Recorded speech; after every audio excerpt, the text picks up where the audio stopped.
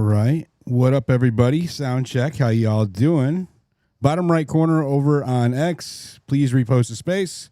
Over on YouTube, please hit that like button. Share it around. Welcome, everybody, to Diligent Spaces on X. We are going to be getting down in the nitty-gritty a little bit today. I have some photos and some findings that I want to share with everybody, kind of show you what we're up against here with the FEDLOP narrative and the resources and assets that this operation utilized for the assassination of Charlie Kirk.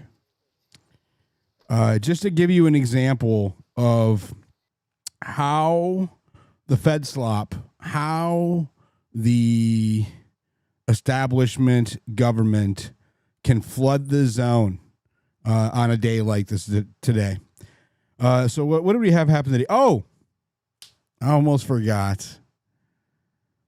Remember yesterday it was, will the real Tyler Robinson please stand up? And today it's like, are Tyler Robinson and Lance Twiggs the same person? Because it's really hard to tell anymore. Every day, Candace Owens drops some actually unedited images, and all of a sudden, Tyler's a little thicker in the, thicker in the middle, little broader, a little beefier than he is on any other day. It's weird. Maybe it was all that Chick-fil-A he was eating. He did eat like 6 times, according to the FEDLOP, on September the 10th. I mean, he had, he had Chick-fil-A. Oh, he probably ate them on his way. He got up at 4 a.m. and then drove up to Orem, and then allegedly, went and had Chick-fil-A.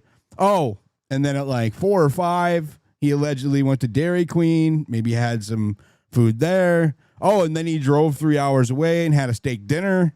So he ate there. And who knows? There's probably a missing meal in there somewhere. For a 150-pound guy, he's looking pretty beefy for a 150-pound guy. A little weird. We're hearing the beefy guy is you, bro. That's what I heard. I was told that it was me. Oh man, I promise you. Oh, that's wild. What? I mean, Anthony, you've met me in person. Is that you think? What do you think? Is that me? Is that me right there? I mean, it could be. I'm just saying.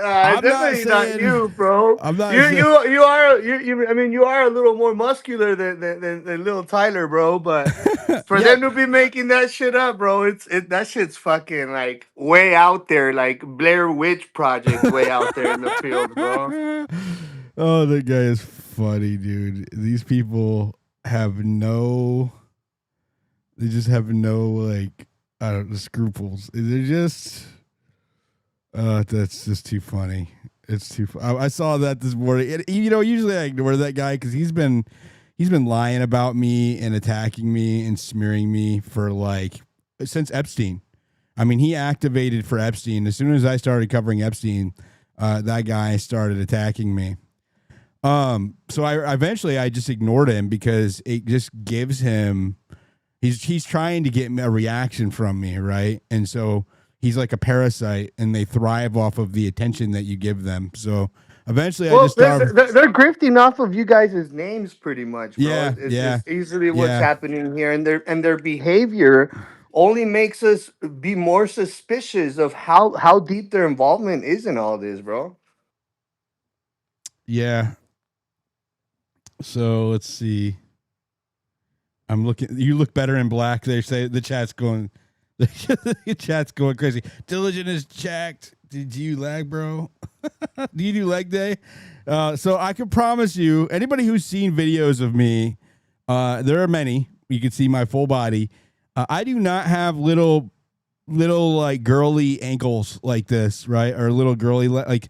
See this little like chicken leg? This is a chicken leg. I don't have that going on. I have a thick calf, right? It's beefy. So yeah, this guy skipped leg day. I don't know what happened to him. I'm thoroughly convinced this is Lance Twiggs now. I'm pretty convinced But I promise it ain't me. It ain't me. I don't wear my hat like that either. You can see this guy's hat. Let's see. There's another image too. You can definitely tell it's not me. Right there. All right. Look at his side profile. Look at his arm. He's got kind of dangly arms and chicken legs. That's not me. And I don't wear Converse either. They're cool or whatever. I just always thought of them more as kind of a chick's shoe. So no offense. Anybody who likes Converse. I'm not hating on no men who wear Converse. But yeah, you can tell from that profile, it's definitely not me. But when I saw that, dude, and then she blasted him for it, that's just too good. That's too good. He's got enough attention from us right now. So yeah, they're just desperate. And this is going to increase, right? What's happening is that everything with the Charlie Kirk case is coming to a crescendo because the most pivotal moment is approaching on September the 1st.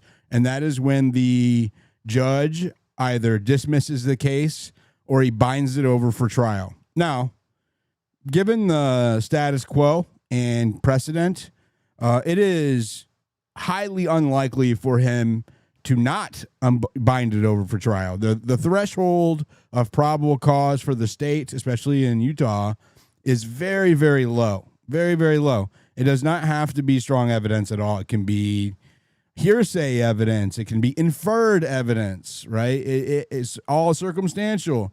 The bar is set very low for probable cause, especially in Utah.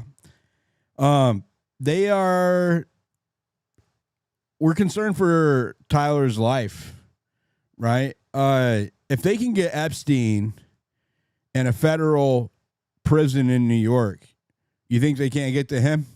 Get to Tyler? The more that it looks like a cover-up, as we're seeing every day now, this is not Tyler Robinson. Tyler Robinson looks nothing like that. I don't know if you guys want to go look at his photos. There's plenty of videos and photos of him out there. He doesn't look anything like that. It's not his frame at all. The shoulders are different. His biceps are bigger.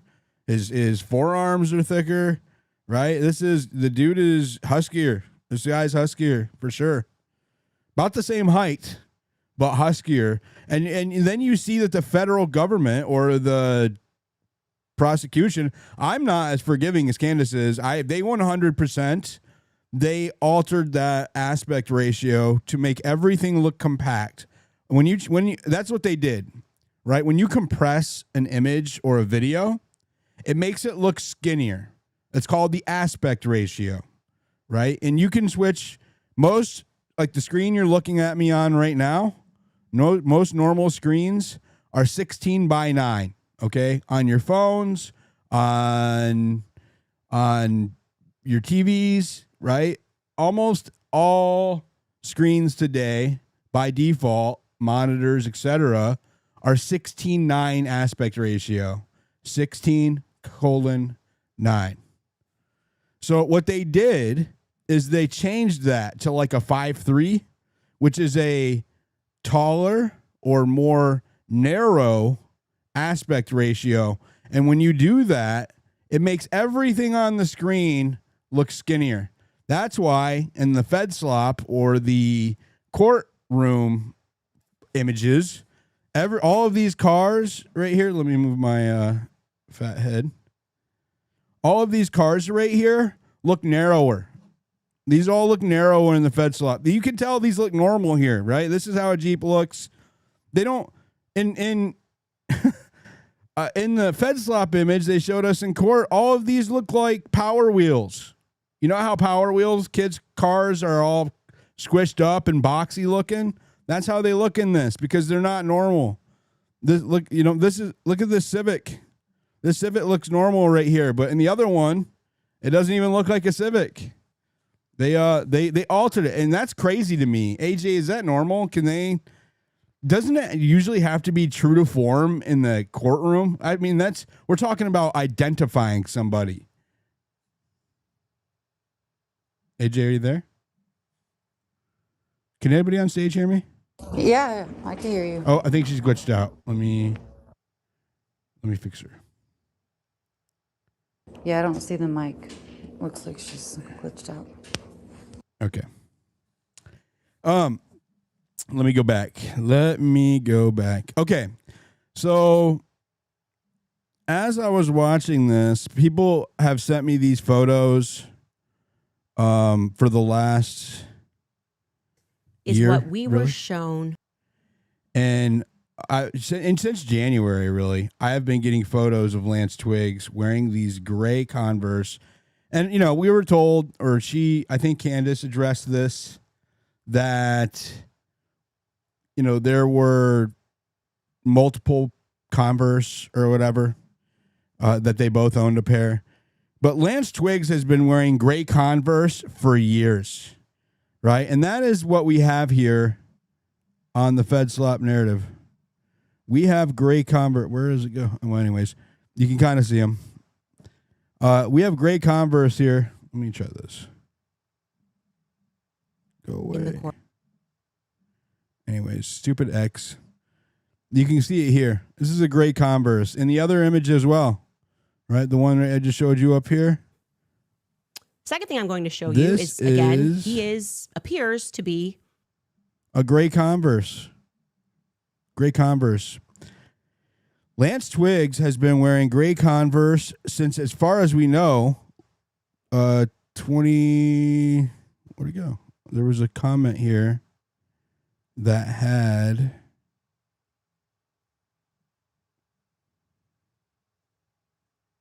I don't know where. I guess X hit it. And maybe I should have saved it.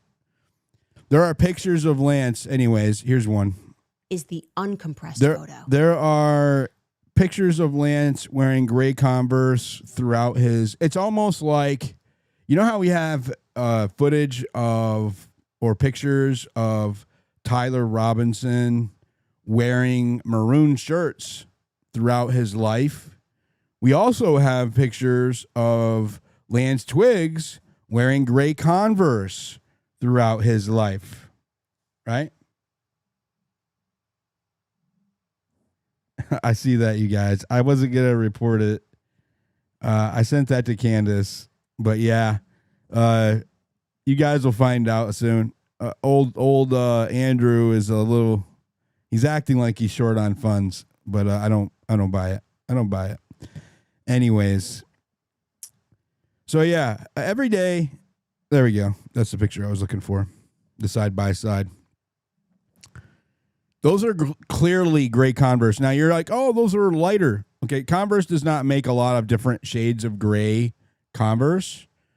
And this is in the direct sunlight, and here it's in the shadow of the light above him. This is why they look so much darker. These are the same shoes. These are gray Converse. These are gray Converse. And I would even argue that they are about the same size when you look at the pants. He's got baggier pants on here. Here he's got tapered pants on, so you can't tell it relatively from one to the other. But if you look at just kind of the scale compared to the person, how far the shoe sticks out from the leg, they're about the same size. Maybe a 10. I'm not really sure. I can't tell. But 100%. This person, now we have this unredacted image. You can see Lance has got a thicker leg. This guy's got a thicker thigh. He's a little bit huskier than Tyler. They have a very similar facial profile, and they're about the same height. But build-wise, Lance is huskier. Tyler is very, very skinny, very bony, very unique build, right? Very, very lanky. And this guy is more of the build that we see in both occurrences. He is closer to this guy, 100%. And that is definitely more the build of Lance Twiggs than it is Tyler Robinson, in my opinion. Now that we're getting filled out a little bit, please hit the like button on YouTube. I guess the algo likes that, and repost the space. So I have some exclusive images that were given to me by Baron Coleman. Shout out to him. Guy's a legend. So if you don't know, I've been covering for the last few days of what I believe, if this was an operation, of course I'm not 100% certain, right? This is speculative, based on the evidence that we have on hand.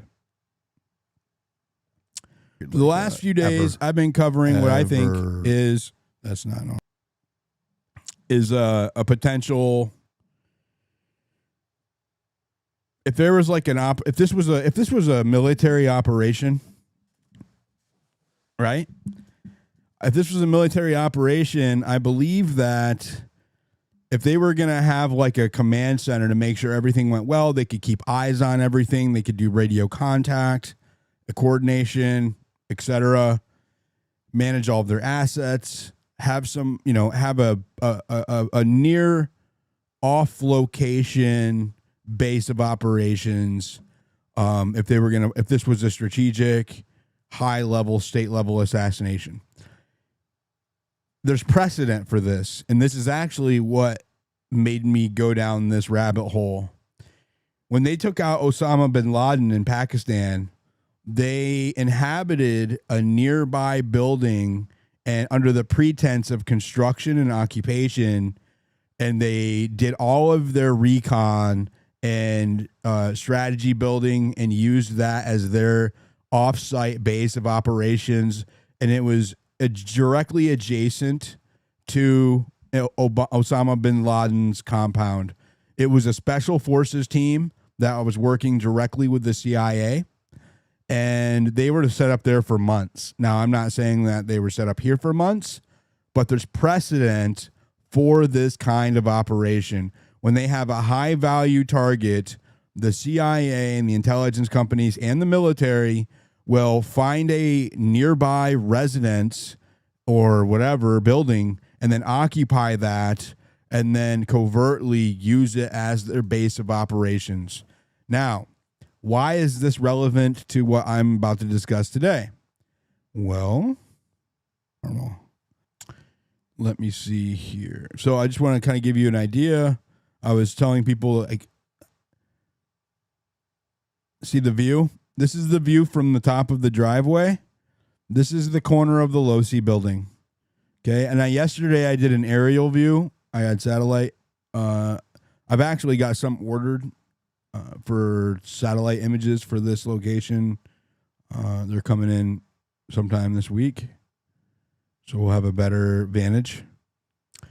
But you can see all of the roofs of UVU from this building, from inside one of these windows.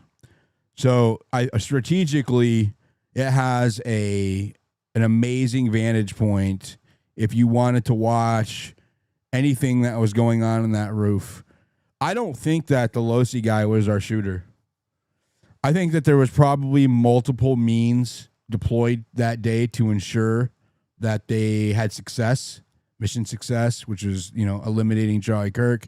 And so I think that both, if you are leaning towards the mic or if you're leaning towards a shooter, I think that both can be true at the same time or something similar. We don't really know, but there's evidence to support both of those theories.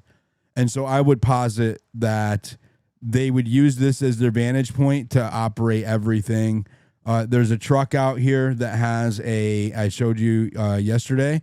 This little black square is an antenna. It's a radio antenna. This is a insulation truck. It's meant to be an insulation truck. Why is that important? When they do spray foam insulation, they clear the house out. There's nobody else working on those days. There's no electricians working on those days. There's no drywallers working on those days. You're not taking materials, right? This insulation is hot and it sprays out, has all this kind of chemical byproduct. They're in there with masks. They have to hang shit over all of the windows and they completely mask the house off from the inside. Okay, they're the only ones in there. But supposedly, we're supposed to believe that there's contractors working on this day alongside drywallers for some reason, right? So it doesn't make any sense that there would be an insulation truck here. That's one. Two, right? An insulation truck would have climate control, right? There is an air conditioner on the back of this, like you see on RVs. I have another one here. I showed you that was on the security vehicle behind Charlie Kirk's tent when he got to UVU. There was a black van back there. It has a similar air conditioning unit on top. What they don't have are these black antennas, right? And then I showed you yesterday, and I'll just kind of do a quick recap just to show you that this is what it is. This is their command.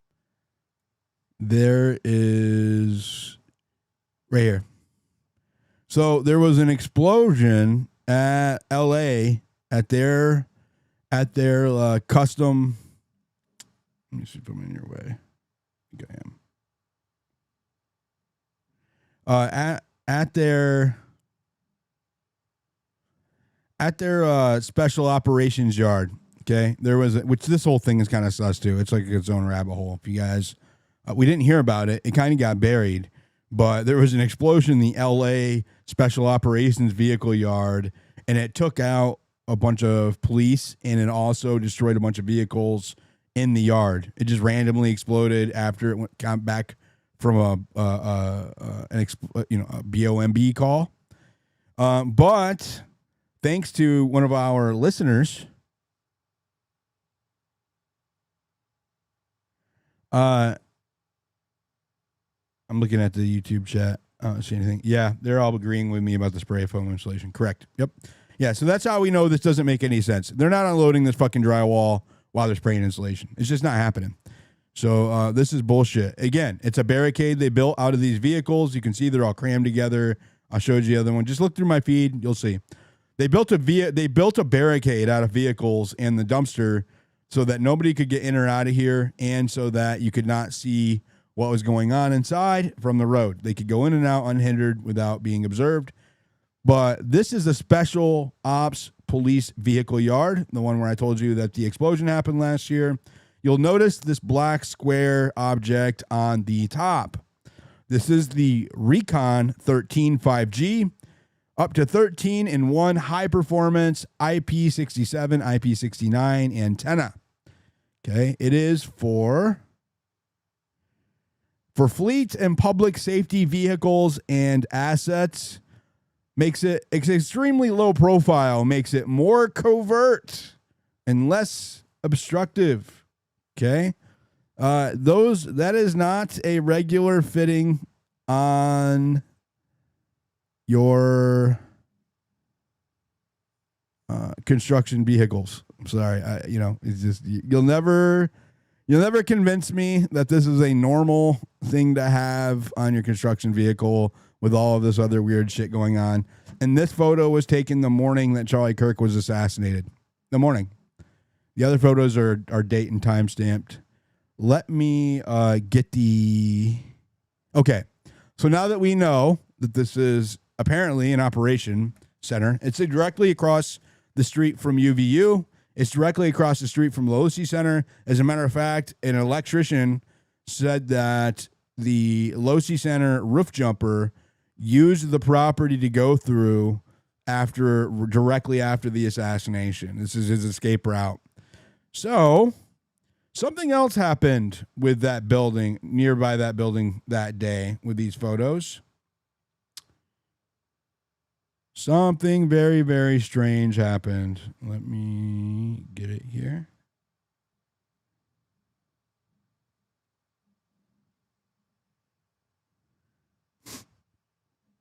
Okay.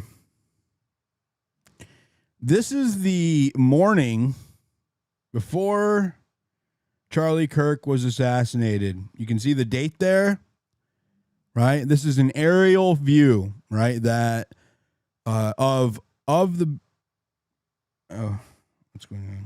I'm getting text messages. Too loud.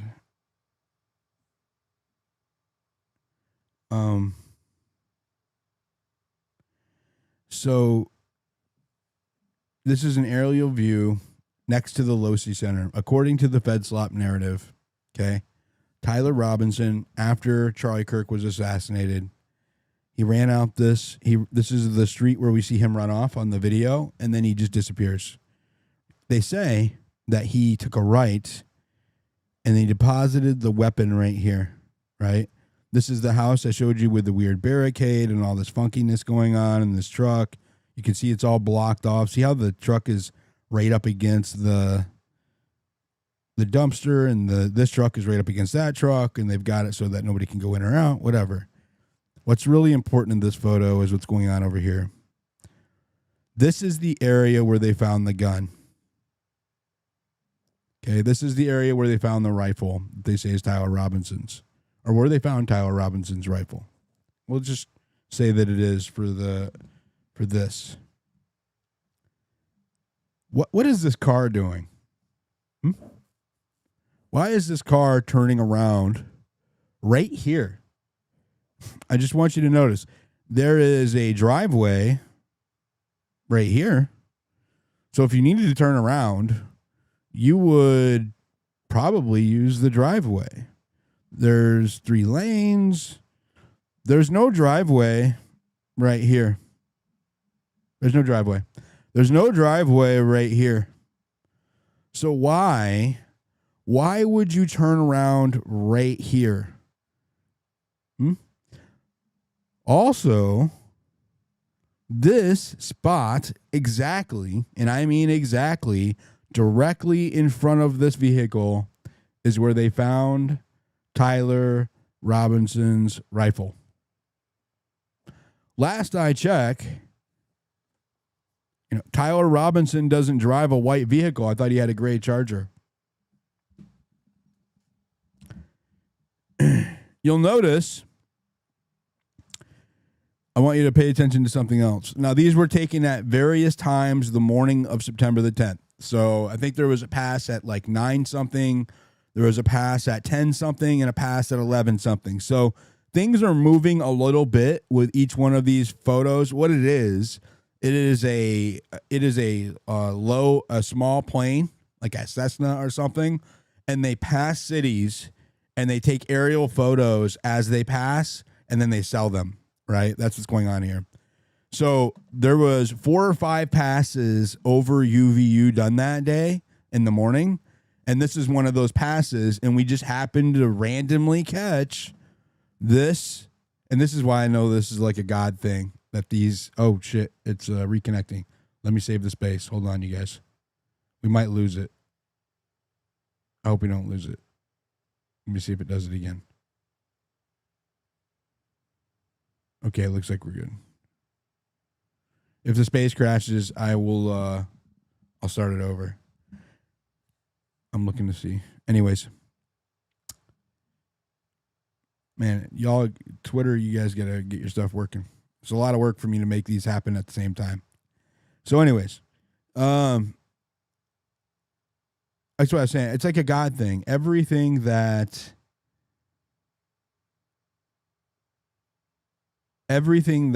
I have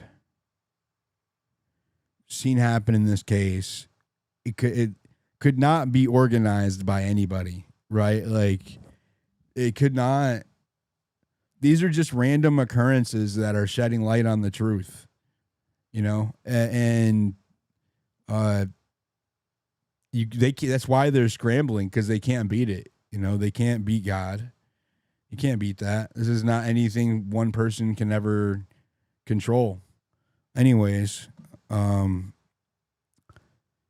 so this flight, the morning of September the 10th, caught somebody turning around a vehicle with no apparent reason right in front of the spot. And I mean directly in front of the spot where they say they find Tyler Robinson's rifle.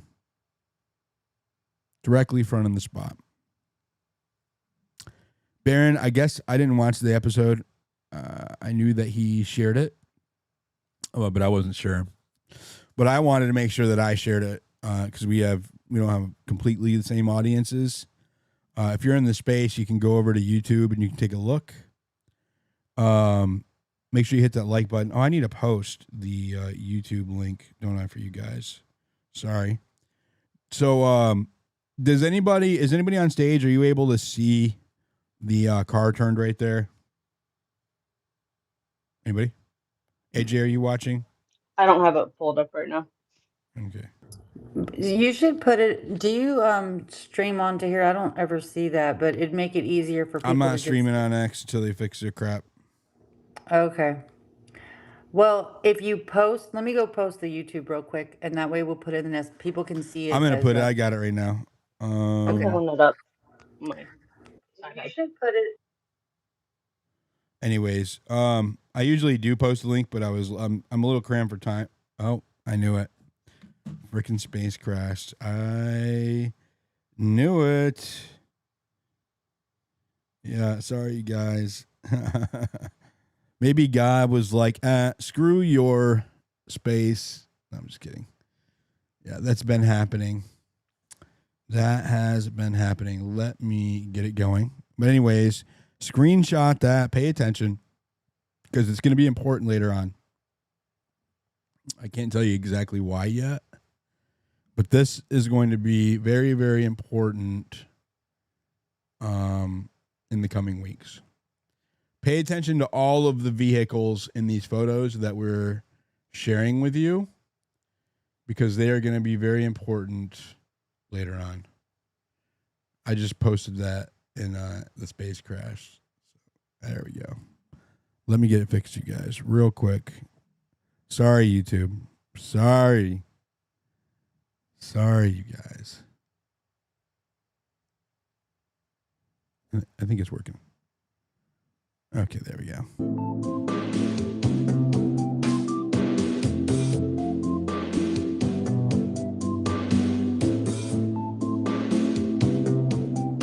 Okay. All right, there we go.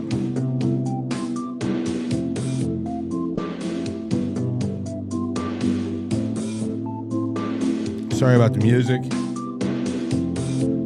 Why is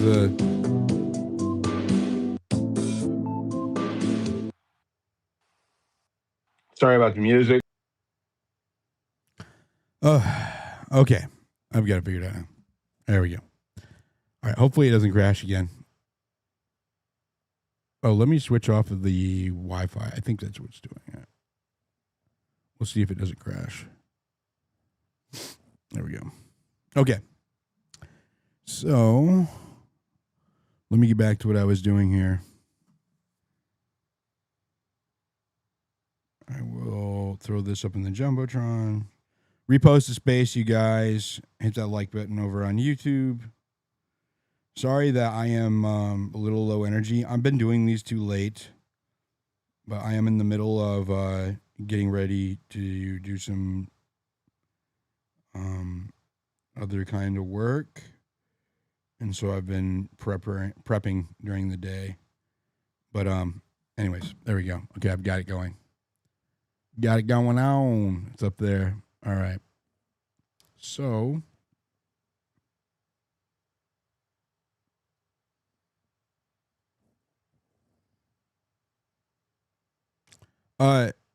till they stop like with the random smear attacks and stuff, let's not bring any randoms up on stage.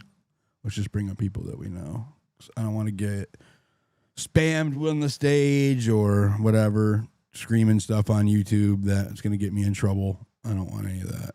I've already dealt with that throw scene. So anyways, here's one last opportunity. Again, this is an image of a car turning around right in front of where the weapon was found the morning of Charlie Kirk's assassination. This was the morning of Charlie Kirk's assassination. The weapon was found the evening of Charlie Kirk's assassination. And this is a vehicle that is turning around for apparently no good reason right in front of there. Boy, I wonder if they were whipping around when there's no oncoming traffic so that somebody could jump out and deposit something real quick. Just an idea. I know. Just wondering. Just wondering. So there's that. And then let me give you this. Where is it? Oh, okay. I know what I'm going to do. Get that gone. Okay. So this is the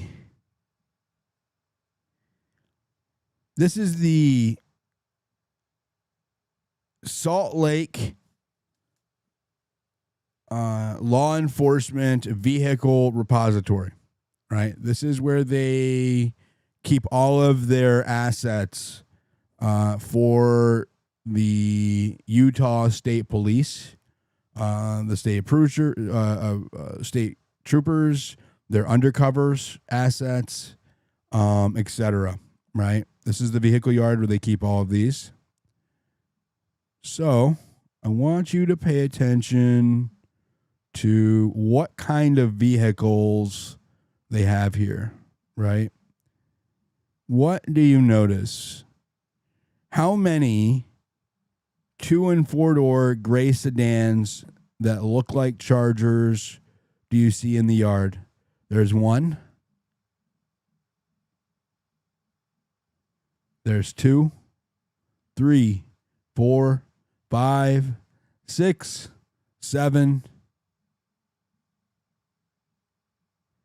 8, 9,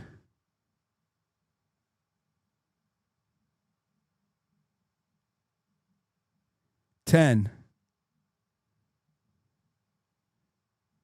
11, 12, 13. Was that it? Yep, that's it. There are 13 gray, unmarked, police-owned gray sedans that are sports cars in this parking lot that is owned by the Utah State Police. Okay, I want you to remember how many gray Chargers we saw that were similar on September the 10th. Remember, he said, oh, there's a gray Charger here, there's a gray Charger there, and then all of the video footage that we see of various police news reports on that day. There's a gray Charger here in the background. There's a gray Charger there in the background. Where are all these gray Chargers? Does everybody in Utah own gray Chargers? What's going on here? Are they that popular in Utah? I would really actually like to see the statistic on that. So, if anybody is so interested, they could. I saw you in the chat over there. They could do a public grandma request and ask how many gray Chargers the Utah State Police has in its inventory. And let me give you the address just so that you know specifically what we're talking about here. Let me make sure I still have it pasted. It is, okay, that's it. Okay, and this is publicly available. I'm using Google Maps. This is all publicly available. Everything's above board, right? So you know, you can look this up. It is 447 West 13800 South in Draper, Utah. Okay, this is where they house all of the Utah State Police asset vehicles, where you just saw, right? That's it's right there. Sorry. So, yeah, that's what these are. Also, I will have you note how many white trucks they have in this parking lot. Where are they? There's one. There's another one. White trucks, particularly with white beds. Okay. Why? Well, why? Why is that important, Diligent? Why? Why do you care? Why do you care if there's white trucks and gray cars in the police parking lot of Salt Lake? Well, I want you to go back into what I first showed you. Usually construction vehicles will have their logos on the side. And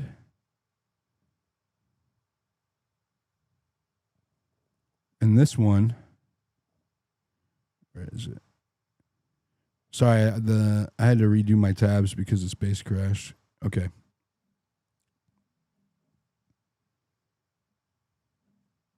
See these white trucks with white beds? There's no logo on the side. No logo. And then, hold on. Okay. It's the perfect. You can see it here better. How they, jeez. Right there. White bed, white truck, no logo on the side, right? All right. I want you to pay attention to something else. I noted the cop who picked up Russell Kennington the following morning, we're talking about less than 24 hours after Charlie Kirk was assassinated, the cops walked out with Russell Kennington from the crime scene carrying a tagged rifle. And Russell Kennington, disguised as a doctor, wearing scrubs, with an earpiece and something hidden under his pants, or a shirt, actually, in his waistband, or a shirt more than his pants. The arrest was very strange. They put Russell Kennington in the front seat of an unmarked vehicle.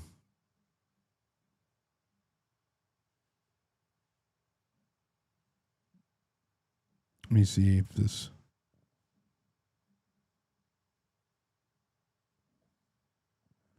Why is this? There you go.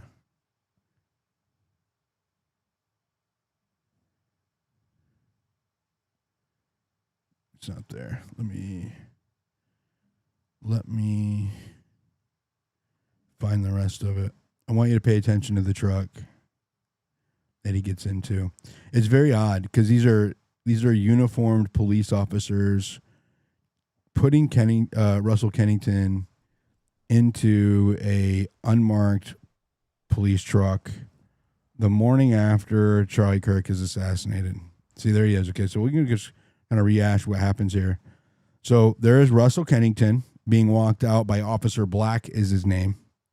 Okay, that's the bald-headed individual. He's the one that signed the arresting document on the probable cause affidavit for, bringing Russell in. Whether or not this gun belongs to Russell is irrelevant to this conversation, okay? His mom said that it doesn't. We don't have any proof that it was his. All we know is that when Russell's arrested, they bring this rifle out next to him. That's all we know, right? So there he is behind the crime scene tape, and that's actually the first row of crime scene tape on the exterior of the buildings surrounding where Charlie Kirk was assassinated. On the interior, in the courtyard, there is another layer of crime scene tape that, according to them, he was behind when they found him. Now, again, this is 10:30 in the morning on September the 11th, exactly 24 hours after I showed you those pictures of the aerial shots, and about 22 hours after Charlie Kirk is assassinated, they walked this guy out, right? Very strange. There's the rifle with an evidence tag on it. It never gets mentioned again, et cetera, et cetera. You guys, I've talked about this ad nauseum. This is Officer Black that's arresting him. I forget this guy's name. It's out there if you look for it. But if you watch,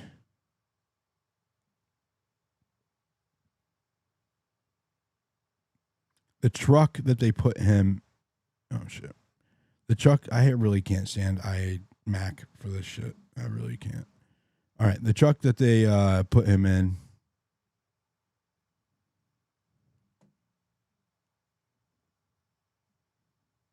is a white, unmarked police vehicle like what I just showed you in that yard. And it also looks exactly like the same trucks that are parked at the house across the street from UVU for the assassination. And there you can see the whole vehicle side from front to back while the doors are closed. There is no indication. This is an unmarked police vehicle. There is nothing on this that it doesn't even have a radio. There's no antenna on top. Okay. There is no array like you have on the other vehicle. This is a civvy. It looks like a civilian, plain white, unmarked, apparently a police car, right? Because they are arresting Russell Kennington and putting him in the front seat, and they weren't even prepared to. Very strange that they wouldn't take him in a different car. Very, very strange. Where are they taking him? I just want you to think about this. If you were taking him somewhere else first, right? You know, they have something hidden under his pants right here. This cop moves to block the view of the camera, right? This camera was not supposed to be here. So right there, that's his shirt. There's an object protruding under there. They have searched him twice, and they have allowed it to remain there. This cop sees the girl with the camera and then moves to block her sight of this, right? There he goes. He just moved in front of it. So he's trying to obscure whatever this dude is carrying. Now, that's actually, it goes along with the theme here. This white Toyota Tundra that we just saw oodles of in the back of the state police yard. That's what they drive. You can look this up. They put him in the front. And everybody's asking, why did they put him in the front? Why did they put him in the front? Why did they put him in the front? What if they didn't take him directly to the jail? What if they took him somewhere first to put whatever he had somewhere else? If you were driving around with this guy, right, and you didn't want to, like, let's say that you were going to a staging area. Say this was an operation. I'm not saying that this is a hypothetical, right? So if you're watching, Mrs. Russell, I am not making an accusation of your son, right? But if they used if they used Russell to smuggle something out, and they had to take him somewhere to, handle that, somewhere that is not a police station, you can't have him in the back seat handcuffed and then get out and go into a building somewhere so you can remove whatever he has hidden under his clothes. You can't do it. You would have to have him in the front seat so it does not draw attention that you are a cop driving with somebody who is arrested and going to a commercial or civilian site somewhere. You would have to put him in the front. I would argue that is why he is allowed to keep all of this shit on him, looking like he is not under arrest. I mean, look, they don't let you keep your fucking AirPods and your lanyard and all of this shit. And his mom says that this is a fanny pack that he keeps belongings in. I'm not buying it. I'm sorry. I'm not saying she's lying, but I'm not buying that the cops arrested him with this shit on. This is a major, major departure from policy on safety. They do not let arrestees keep personal items on their person when they're arrested. They remove all of this shit, they throw it in a bag, and then they throw it in the truck or in the car somewhere. And then when they go to book them, they give that property bag. It's a property bag. They hand that over to the bailiff and said, this is what we got with him. And then the bailiff registers all of that. When they get booked, it gets thrown into a tote somewhere and marked with his name on it. And there's his property. That's how that happens. They do not put somebody in the truck all like this still. They don't. So I think that when you see this guy hide him, boom, he hides him, right? And they put him in the front. It is to hide him. It is to make it look like he is not under arrest. It is to hide what he has here. And they definitely offloaded whatever the fuck he smuggled out of there. Pardon my language, YouTube, right? Whatever he smuggled out of there, they offloaded it after they left this location.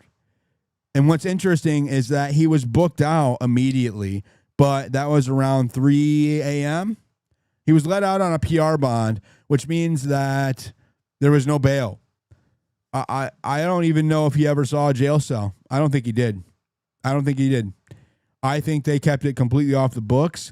The arrest that he got charged with was an aggravated trespassing charge.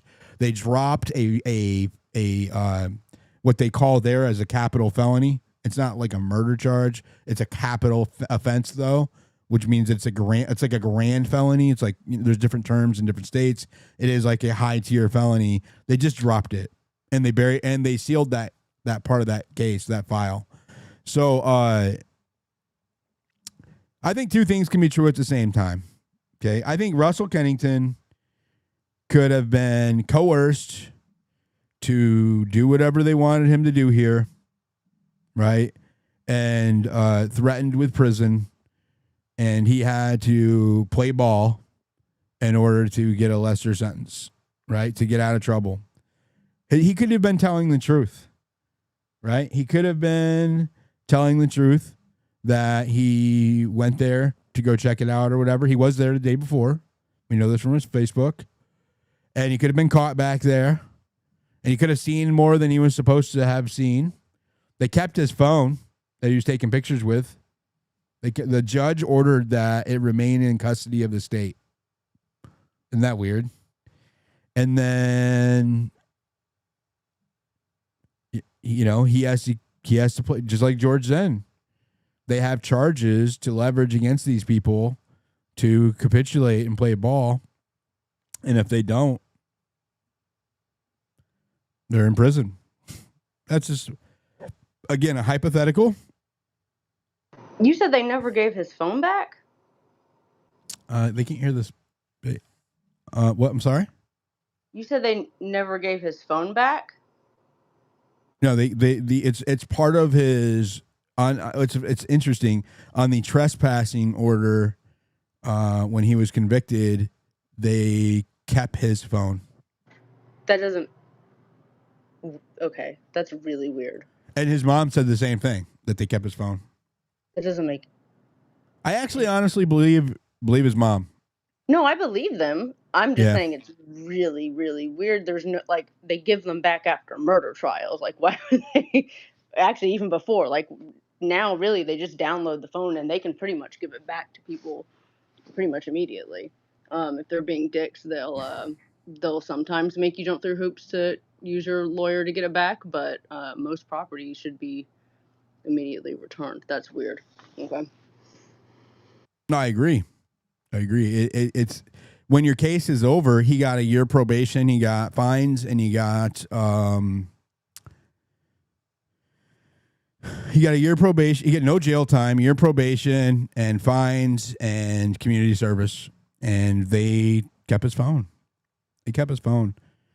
And he, he's a veteran, and he has. They probably didn't want to. He's just being. I'm being very. I'm trying to be graceful, right? So let's just say that he is just in the wrong place at the wrong time, doing something stupid, taking photos where he's not supposed to be. And they have an opportunity to, leverage that against him in a significant way.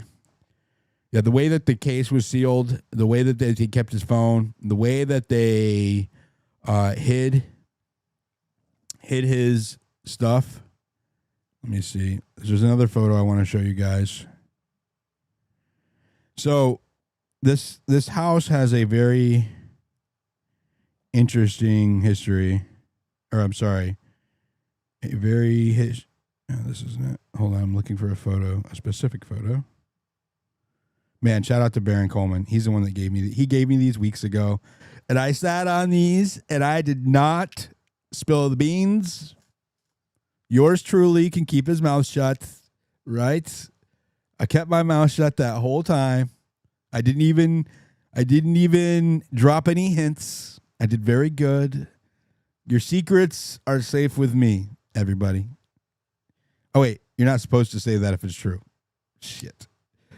I promise you, I'm a good person. You know when people say that? Like, you don't have to Usually good people don't have to contribute to that. You can judge for yourselves. Anyways, I sat on this for over a week. It was bugging the hell out of me because I really wanted to share it, especially the photo of the guy picking up the, turning his car around randomly in front of where they found the firearm or the weapon that day. This is a photo from the same day. Okay. Sometime between 9:30 a.m. and when Charlie Kirk was assassinated. This is the command center. But this car in particular is very, very interesting to me. What do you notice about it?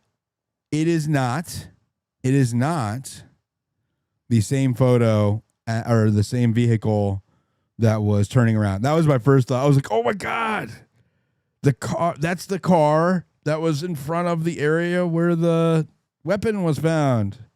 But it's not. Let me do a side by side so you can see them both. I know. I'm just as disappointed as you guys are. I was hoping that it was. See? But this car,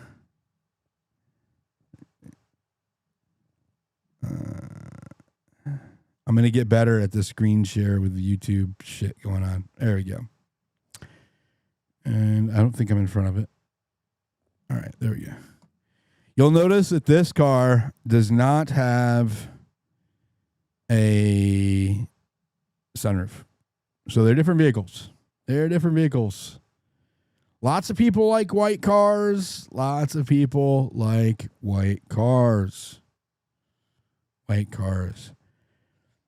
There's another photo of a vehicle down in the driveway. Let me pull that one up. Of the parking lot behind the command center. And I say that loosely. I could be wrong.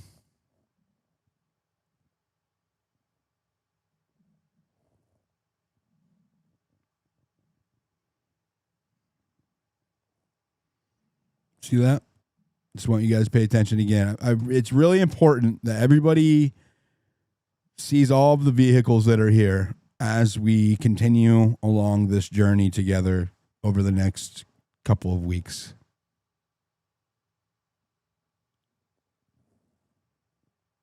Challenger. I keep saying Charger. I mean Challenger, whatever, right? They're not really that bit different. I know that you Challenger buffs are upset when I say that, but over on YouTube they're having a conniption about it. I understand. Challenger, okay? I'm tired. Give me a break. These are all the same day. These are all on September the 10th. Again, these are all at various times on September the 10th. Between the morning between 7:30, I think, in the morning and when Charlie Kirk is assassinated. These vehicles are no longer here after Charlie Kirk is assassinated. They clear all this out. The cops start canvassing the area. They close it all off, and they close down the whole area. They shut everything down. So this is all before Charlie Kirk is assassinated. So between the hours of 7:30 and noon, or 12:23, I should say. Well, probably 12:30. We people response time on September the 10th. Okay, so yeah, I'm just highlighting all of these various vehicles here for you. Okay, all of these various vehicles for you. But you'll notice this car. Okay, and where's the other one? I think this is this car pulling up to go here.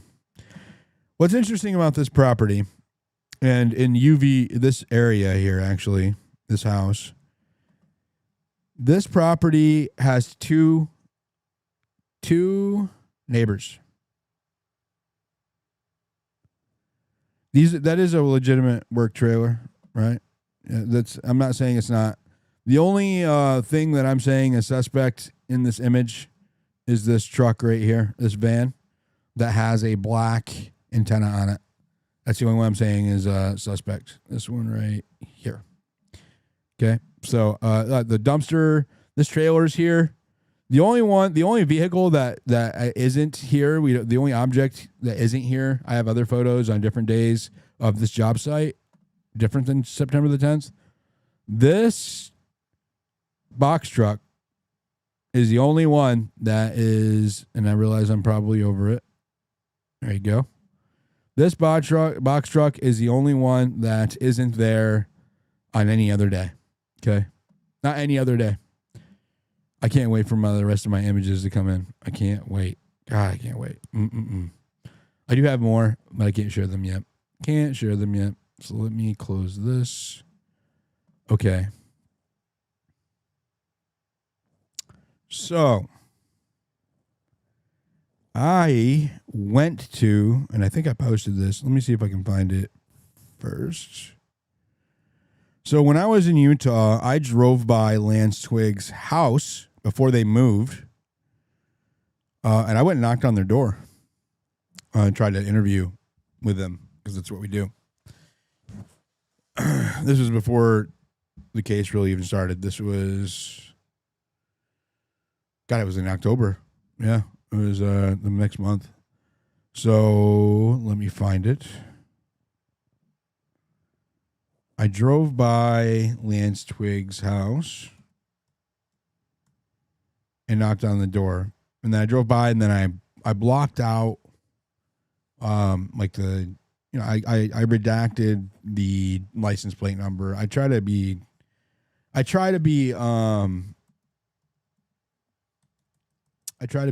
responsible like that. I don't always get it right, but I do my best. Okay, so let me show you something I noticed about Lance Twiggs' house when I was there. I just remembered actually. Today I watched the video again. There it is. Let me see. And his car does not appear to be. So I believe this is his dad's work truck.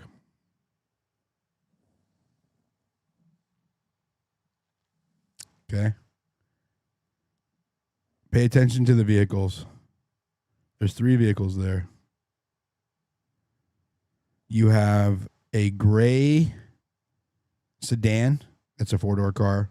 Okay, a coupe is a 2-door car. I don't remember if the Challenger was a 2-door or 4-door. Tyler Robinson's. Sent you an aerial news photo to DM. All right, thank you. I'll check that out. Yeah, if anybody has any tips, the best way to send them to me is, and I don't mean cash tips, is on X. Is to, my DMs are open over there, so you can just message me on my Twitter account, and it's at Diligent Denizen. It's the same on YouTube as it is on X. So anyways, pay attention to the vehicles. So 3 of the vehicles that were at his house is a gray coupe. I'm sorry, gray sedan. I'm not sure. It looks like it may be like a Toyota Corolla or something. I'm not 100% sure. And then we have a silver truck. Looks to be potentially, is that a Tundra? Maybe it is a Tundra. I think it is. But more importantly is this construction vehicle here, which I believe belongs to his dad. Okay. So we have a white construction truck, a silver Tundra with tinted windows, okay, and a gray, it looks like a Corolla or some other car. I just want to note for the record that Lance Twiggs at the time was said to be driving a silver, I forget it was like one of those crossovers. I have to look it up again. It was like Diligent? Yeah. Your camera kind of blocks what you're showing us. Is there a way you can maybe minimize the window so it's a better view? Was it not? I thought it wasn't. I had it. Yeah, it's kind of blocking it because you got. Oh, okay. Yeah. Okay. I'm sorry, you guys. There we go. Okay. Let me do a scroll through again. So this is Lance Twiggs' property. They no longer live here, right? They moved. They sold this house, I think. They live in Texas. Okay. So that's where he was hiding out. That's where they moved. They came into some money. I'm not sure how that happened. All of a sudden, Word on the street was that they were hard up and struggling to pay their bills, and now it seems like they have some kind of fund and trust and a house in Texas. It's all paid for and are doing well with a thriving business when they just relocated completely out of what's a place they've lived their entire lives. I'm not making any accusations here. Just a little weird. Just another anomaly in the case. Anyways, for those of you who couldn't see it, there is the gray sedan. There is the silver Tundra, it looks like. It might be a Silverado or a Dodge. It's not a Dodge. Maybe somebody can screenshot that and identify it. But it's an extended cab truck, silver extended cab truck, full-size truck. Has a hitch on it. And then there is Lance Twiggs' dad's work truck. And I believe, remember when Lance Twiggs said he worked construction? I think he worked with his dad. His dad's a very interesting character, and we'll get into that probably. If I have another show tomorrow, I'll get into it tomorrow. So this is the work truck. Tubbs. That's where they work. Okay, and I'm just, yeah. I went and knocked on their door. Can you see it? I left a note there. But there's another vehicle parked out in the street. You thought I was done. You thought I was done. Oh, what is that? What vehicle is that? Well, that's a interesting looking vehicle. Very, very peculiar shape, right? It has a very, very distinct shape. Let me go back to this photo. Let's go back to this photo. Let's go back in time. Diligence going back in time. Let's look at these photos again. Uh-oh.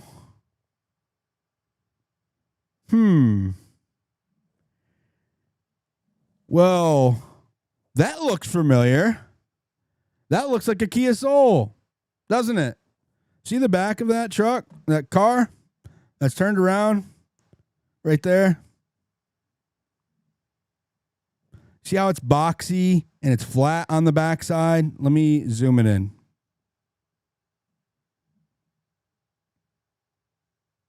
There we go. You get a better view of it now. That looks like a Kia Soul.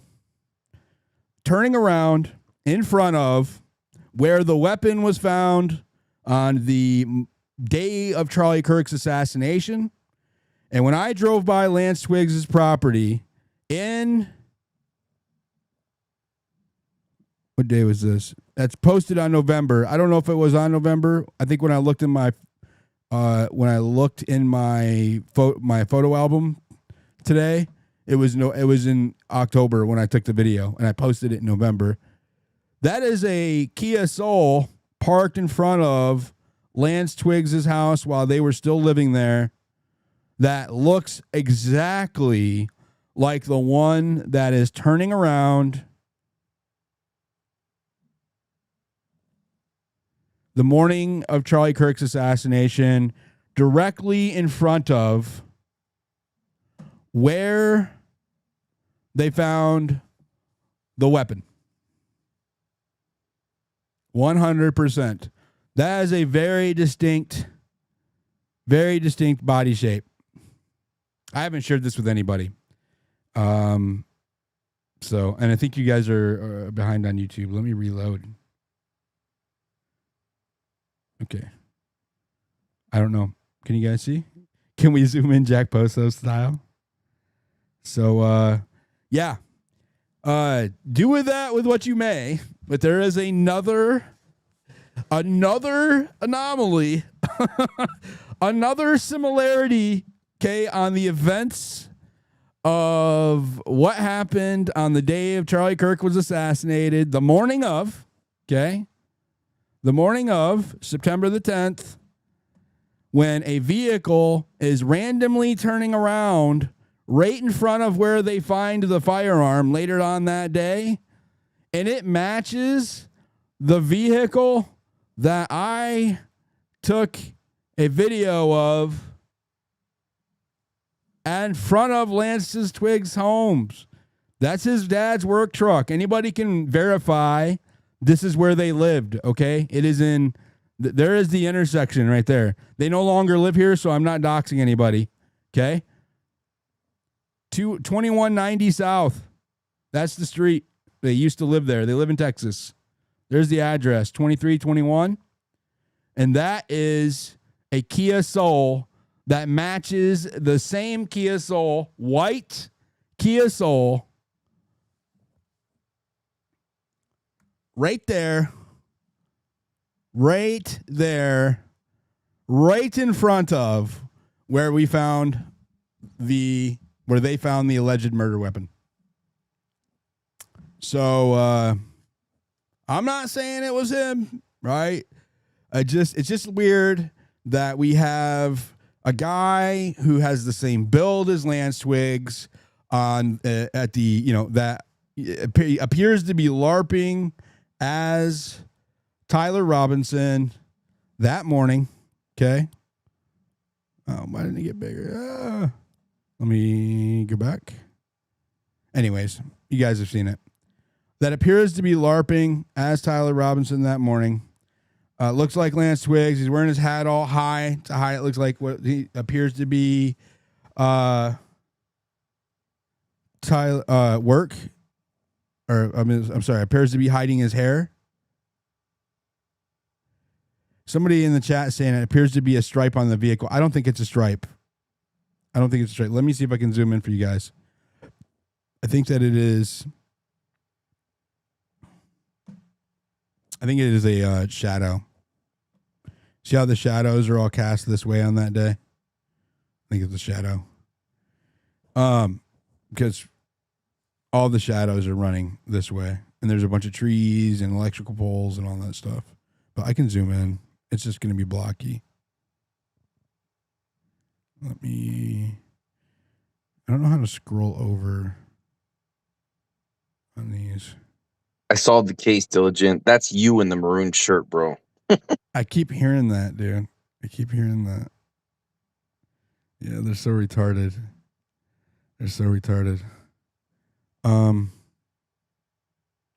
Yeah, somebody can screenshot that and then enlarge it because I don't want to. I don't want to like funk around too much. So if you want to screenshot that and see if it is a shadow or a stripe, although I can't even see on the video that I took when I went by their house. I don't remember if it had a stripe in the middle, and you can't see it as I go by. I don't think. Let me check. Because I'm sideways with it. Yeah, you can kind of see half of the hood, but I don't remember if did I take a picture of it? God, I want to say that I had my camera in my pocket and I left it recording when I went and knocked on their door. I walked up here and knocked on the door twice and nobody answered. And so then I wrote a note and stuck it in the door and with my number and my card and all that stuff. That's what I do. And that is how I got Tyler Robinson's grandmother to talk to me. I did the same thing. I left a note in her door and then she texted me like 2 weeks later. I thought she wasn't going to reach out. Yeah. So we have 2 Kia Souls, one at Lance Twiggs' house and another one in the vicinity on the day of. On the day of, there was nothing doxing in there, but still. On the day of Charlie Kirk's assassination, directly turning around where they found the rifle.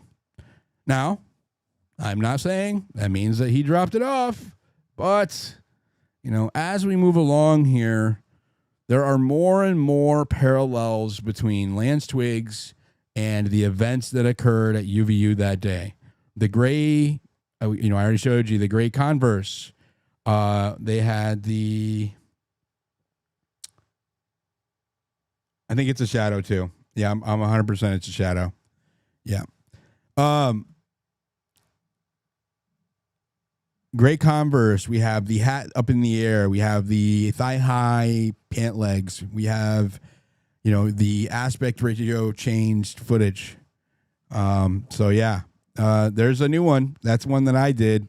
Boots on the ground work, that you don't think that ever means anything. I thought it was like a dud, right? You go, whenever I'm doing boots on the ground, I go to so many different houses and businesses and talk to people, and I'll walk away empty handed, and I document it all just in case. Cause you never know when it's going to be useful. And then I'm sitting there thinking, shout out to Candace Owens, because when she released that the shoe photo today, right? When she released the shoe photo, when I saw these shoes and that frame, and I'm like, God, that's not Tyler Robinson. That's somebody else. Who else would fit the bill, right? And I've been thinking Lance Twiggs but when she released that stairwell photo today, and you saw the side by side of the pants legs, I was like, I remember going to his house. And then I pulled that up, and there you have it. I just want to, for the record, if you can get a side by side, if you want to take a screenshot, okay, to first get that one so that you can prove this is his house. Okay, I'll give you a second. Someone in your YouTube chat's asking, isn't that a silver pickup there in front of it too? It is. Yeah, so that's again, I did this earlier. We have a silver. This appears to be maybe, I don't know. You guys can ID it. I'm sure you can AI it or something. It looks like a Corolla to me. Okay, so you have a silver, what appears to be a silver Corolla. You have a silver full-size pickup truck, extended cab. Okay. And then his dad's Tubbs construction vehicle. That's his dad owns this company, and that's his work vehicle. And then you keep going, and then there it is. There it is, the white Kia, and just so that we have them side by side, the white Kia in front of Lance Twiggs, and a white Kia in front of Twiggs's, in front of where they drop off the firearm. The box in the back, I was like, I remember, I was like, God, what kind of car is that? That's not the kind of car he drives. And I remember saying, this was in November, that his car was gone, right? And all of the news outlets were reporting that he was missing. His car was gone, but his family's cars were here. I think that he got rid of it, or they hit it, or something, went parked it somewhere else, and he was driving this, and he could stay under the radar because they were still staying here, but they were avoiding public eyes. I think they were using different vehicles. He wasn't here. His family was here, and so he could drive this around, and nobody would know. Right? Because they took a photo of his car at his apartment right after it happened. The Daily Mail published it. It's on their site. It's archived. I have it archived. So I have a photo of the car. But it's not here. And you don't ever see it anywhere. So, side by side, okay, there is a Kia Soul in front of where they found the firearm, that is facing where they found the firearm that morning before Charlie Kirk is assassinated, that is parked at, or, turning around for whatever right there for no apparent reason. There is no reason to turn around right here. There is no driveways. The driveway's down here to get into the Losi Center and the computer science area, and there is no driveways right here. None. So, and there is the same type and color of vehicle right there, a month later in front of Lance Twiggs' home, right there. Can you get it in the same shot? There's the address, so you know that I'm not lying. Okay, anybody can go look that up. That's where he lived. They don't live there anymore, so I'm not doxing anybody. They live in Texas. So there it is. There's a Kia Soul there, and there's a Kia Soul there. Online slews, do your thing. Do your thing. So, yeah, if you want to help with what I'm doing, the best way is by subscribing on X, or I have a Buy Me a Coffee. I didn't put the link up, but I am going to be going back to UVU to be doing more of this on the ground work very soon. And I pay for it out of my own pocket. So if you want to contribute to that so I can do more of this and what I was doing, like interviewing the worker in Panguitch, etc., the best way is by help throwing down. That's how I stay independent and free to do this kind of work. So I will throw that in here. Yeah, that is in the chat. So. Hey, Diligent, in case maybe some other people missed the detail too, but what is this photo like? How did you, like, what is it? Where did it come from? What's the source? Coleman, I can't say exactly what his source was. Is it a drone? It looks like a drone picture. It is an aerial. I said what it was. That's why I asked, because I missed that detail. It is a it's a plane. It's a flyover. There are flyovers that go over towns. And the gun was found close to where that U-turn was on that photo? The gun is found exactly where that U-turn is happening. Exactly. That's crazy, man. Like, just the coincidences you keep finding. I mean, I hope you're making a list of all the anomalies, because it doesn't prove anything, but that's a lot of anomalies. I mean, this is pretty damning. Yeah, pretty gnarly, man. That was the chicken shack. This is a clear, listen, just for comparison, this is a more distinct image from an aerial plane of a type of vehicle than we saw with the challengers during the trial.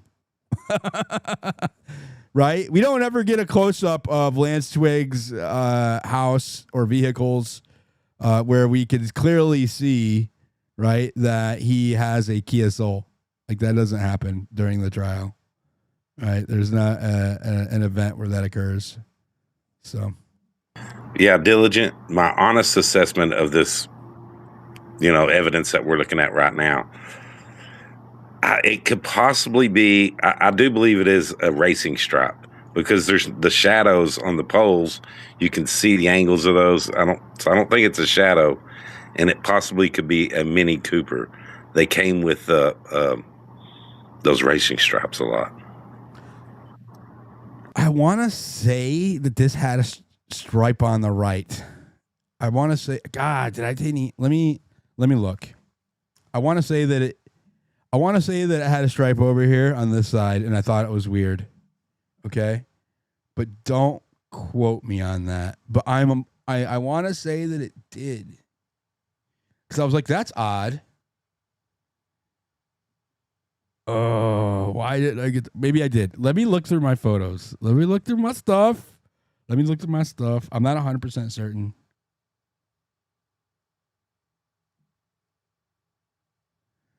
I'm not 100% certain.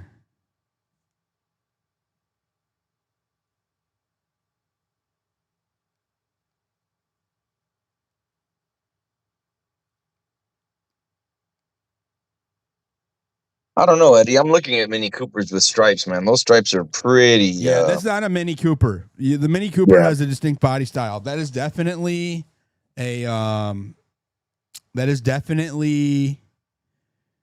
Kia Soul. Like the back is the same. Like you can see it. It's the Mini Cooper does not have a flat ass like that. Like, this is, look at the flat ass. The Mini Cooper does not have a flat ass like that. Let me see if I can zoom in once. See? That looks like a shadow. It's not solid. It's not a solid line. It's a shadow. Yeah, the Mini Cooper stripe is more profound, more obvious. It's not that bold. In this photo, it looks more like a shadow. It's a shadow. I do want to say there was something about this vehicle that struck me out. Let me look at my photos and stuff again. I know that I took more than one photo and video there. I may have kept did the same thing I did when I went to go interview the other guy. Sometimes I'll stick my phone. I have to find a better way to do this. But what I'll do is if I think it's sketchy, I will, where I need to document what I'm doing, just in case like somebody calls the cops or lies or whatever, right? I document. I don't always publish out of like respect for privacy and stuff, ethically. But if I need it, I have it, right? I would rather have it and not need it than need it and not have it, right? So I may have recorded walking up, and I may have the front of this vehicle. Let me see. This was back in November. I have way too many images and videos of news. Too much news. All right, let's see. That was end of November. Let's see. November 4th, 2025. So there we go. Jeez. A lot of Charlie Kirk stuff. All right, that's December. And the Corolla was parked on the street, which there was plenty of room in the driveway. And so the white car was parked in the front, too. Yes. Away from everyone else. Mm-hmm. When there's plenty of room. When there's plenty of room. Yeah. But this isn't the day of, right? I went there. I can tell you the exact day in a second. I am I'm looking at the dates now. So that was at the beginning of November. So there's Epstein the first time I went to Zorro Ranch. That was the same trip. I think I went on my way back.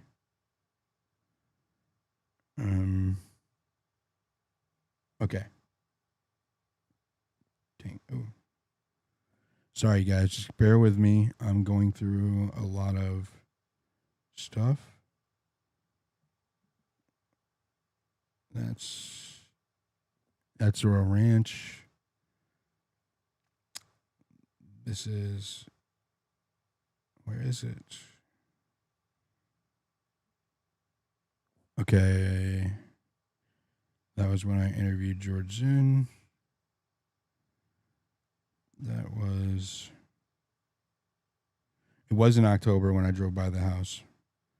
So it was, there it is. Is that it? No, that's the hospital.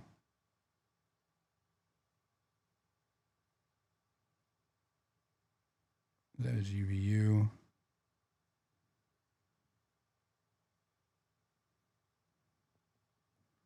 Okay, so I have a video of the drive-by of the hospital they didn't show. Wait, is this, did I go up there on the way up there? Maybe I went on the way. Oh, did I get a picture of it? Oh, yeah, that's the rental. Sorry, guys. Bear with me. Bear with me, okay? I know everybody's a stickler for details on this kind of stuff. And I didn't think if I, to look to see if I had more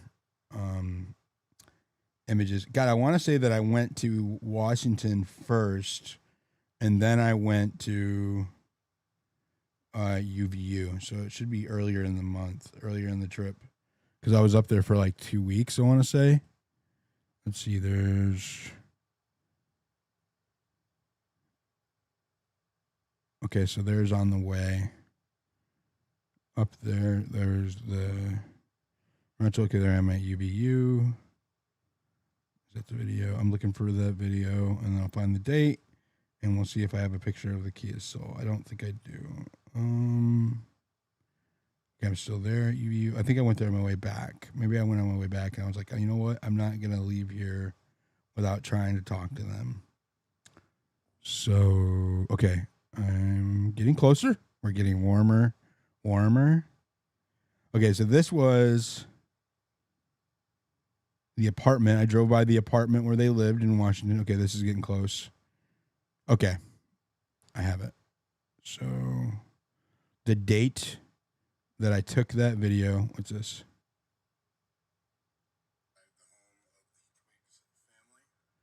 Oh, I did a selfie video and I can see the front of it. Okay, so let me see. The video was taken on November the 4th. So there's the day. Okay. And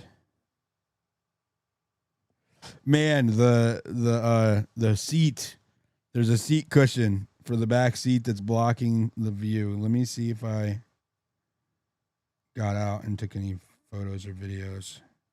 Hold on. Yeah, it's blocking there. Hold on.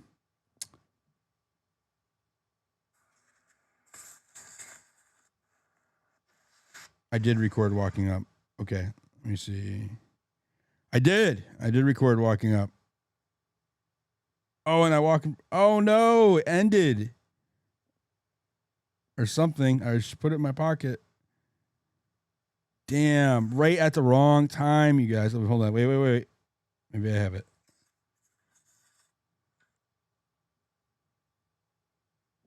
Okay, so there's me knocking.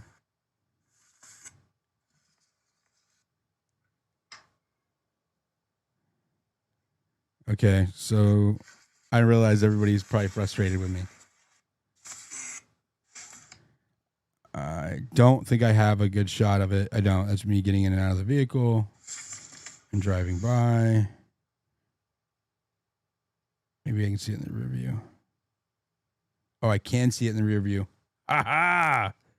Okay, there we go. Look at that. All right, we got it. I got a picture of the front of it. Okay. Sorry about that. But I figured it out. All right, so I have a picture of the front of that vehicle. So it'll be a little bit small because I'll have to blow it up. But it might be a little bit. We should be able to tell if it's got a stripe. I don't think it is a stripe, and I don't think it's got a stripe. So and I will post this as a, wait, did it not get it? Oh, there it is. Okay. I will post this into the X feed, and then I'll pull it up on screen so everybody can see it. There. I love this. I was born to do this shit. I love it. I love investigating. I love this. So the front of this vehicle looks like this.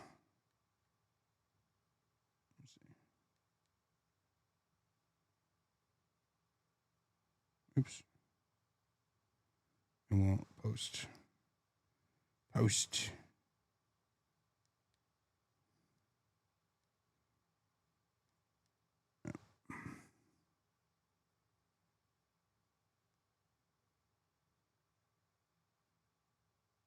The Kia Soul, right? Is that what we said it was? You guys? Can anybody hear me? Yeah. Okay.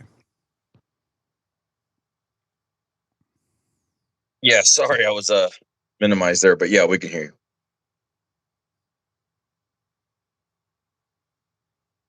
I mean, it looks more like a soul than anything else. I think the question is a little bit in the shadow. Is that a shadow? Is that a stripe? The shadow gets a break from the light post that you can see. There's a break there between it and the car. So I don't know. Yeah, it could there's be a lot of shit shadow over on the building. That's where the computer science building is. There's a bunch of tall poles over there. Go look at the map at this computer science. There's all kinds of shit up in the air over there. It's kind of blurry, like I said. Make sure. I mean, but what are the odds you have a silver truck, a white Kia Soul that's doing a strange U-turn in a place where there's no U-turn there? I mean, it is kind of strange. All right, so I just posted it so we can all look at it together. There it is. I can't believe I was able to get a fucking image of the front of it. I think if I dug hard enough, I could probably find more, but I don't want to do it during a live stream. But there it is. So if you want to screenshot that and blow it up or whatever, there it is. That's the front of the Kia Soul that was parked in front of Lance Twiggs' house in November 4th. And it matches what profile of what we see parked there on September the 10th, the morning of September the 10th, right in front of where they found a firearm, a weapon, the day Charlie Kirk was assassinated. So Diligent, you have multiple photos, right? Could it be a shadow from the plane? Like, is there a shadow? It couldn't be a shadow from the plane because the plane is over you can see the shadows are going this way, right? Okay. So I don't know. I mean, it could be a stripe. I thought that there was a little pinstripe on it. It definitely was not that big of a stripe on it when I saw it. God, I don't think there was. You guys can look though. Where'd they go? Oh shit! Did I lose it? There it is. You can look, blow that up or whatever. Objects in mirror are closer than they appear, right? Unless you're diligent denizen. But yeah, take that out, examine it, check it out, see if there's a stripe. But it's definitely a Kia Soul, and I think the other one is too. Are you guys?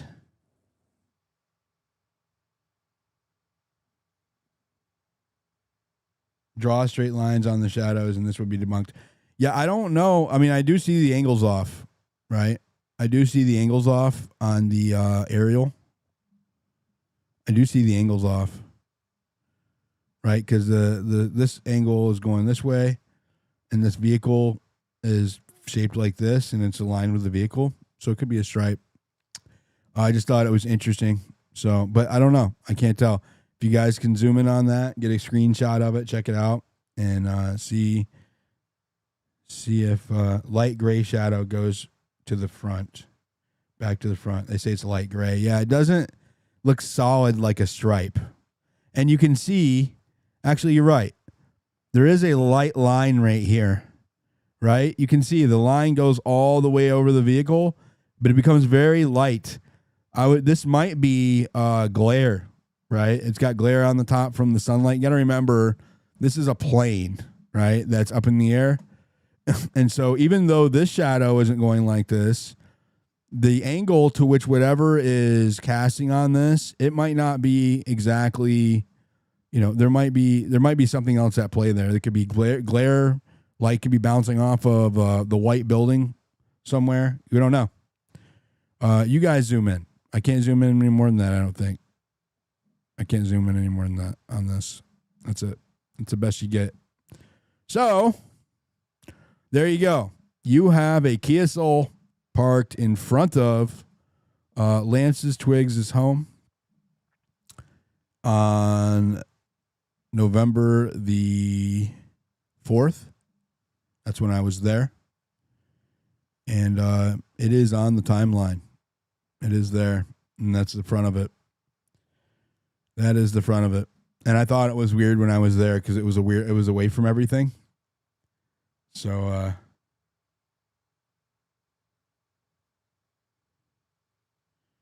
something you guys can all look at, argue over, or whatever. But if you look, I do agree. If you look closely, that there is a faint line here, and it's grayer, and you can see this is not solid on the front. This looks like a shadow of some kind. This looks like a shadow. This definitely looks like a shadow. And what I will do is, since he said that, he told me today that I'm free to share these. So I'm going to post it as is.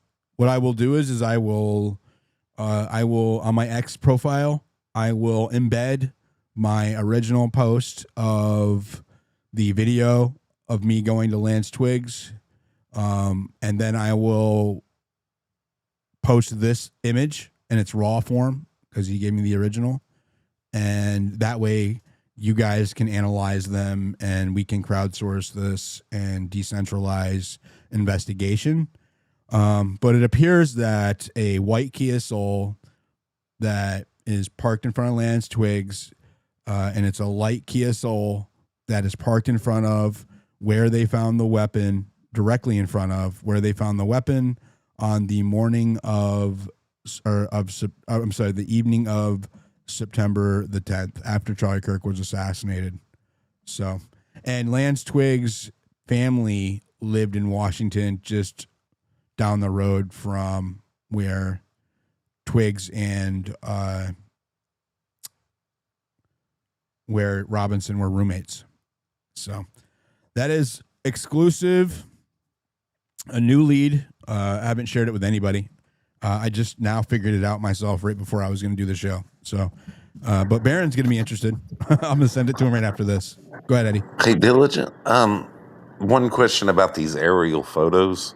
Do they have date and timestamps on them, or, Yeah. or not? Yeah, they do. Mm-hmm. Okay. They have dates. I think Baron has the receipts with the time, but let me show you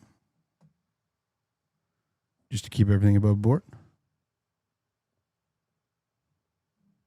So there it is, the complete with the date and time on the original. Wednesday, September 2025. And you can tell, right? This is obviously before Charlie Kirk is assassinated because there's not cops swarmed everywhere and life is still normal. So, I mean, at the very least, you can timestamp it that way. But there's no direct time. We don't know exactly. That's why I said it's sometime between 7:30 and noon 30 on September the 10th. That this car's parked here, or turning around here, or approaching here, and it has a similar make and model and color of a vehicle. It matches a make and model and color and description of a vehicle I found parked in front of Lance Twiggs' house just a few weeks later. And we wouldn't even know about this. There's no other images of this. This is exclusive to Baron Coleman's work. He obtained all of these images. And I think that it was at not a light expense. So if you're into supporting this independent investigation, definitely go support him because this is huge. I think these are huge photos for the case. And it adds more to me thinking, that this is an operation coordinating all of these surrounding events. It has proximity to everything. It's in the middle. If you drew all of the events on a map, this place is in the middle of it. Right Well, the assumption, right, would be that car is planting evidence because they're right in front of where the gun was found. Correct. And that's before the shooting. Correct. Yeah, because it's going to be really hard to plan it afterwards, Eddie. Oh, yeah, with thousands of cops everywhere, it might be a little difficult. Thousands of cops, thousands of news vehicles flying overhead everywhere. The only time that you could plan it and have it be safe would be then, the morning of, or the night before. If you do it the night before, then you have, there's a random chance that somebody might find it in the morning. But if you do it just a few hours or an hour before, hour or two before, you could probably get away with it because nobody's paying attention right now. I would argue what happened was he obviously turned around. So he probably came up this way, which even, again, this is how you get there. You come down, there's a street down over in this neighborhood. You can't go down this way anywhere. There's only one or two ways out of the neighborhood. There's north and then southwest. And then to get down the hill and then come in and down here to Campus Drive.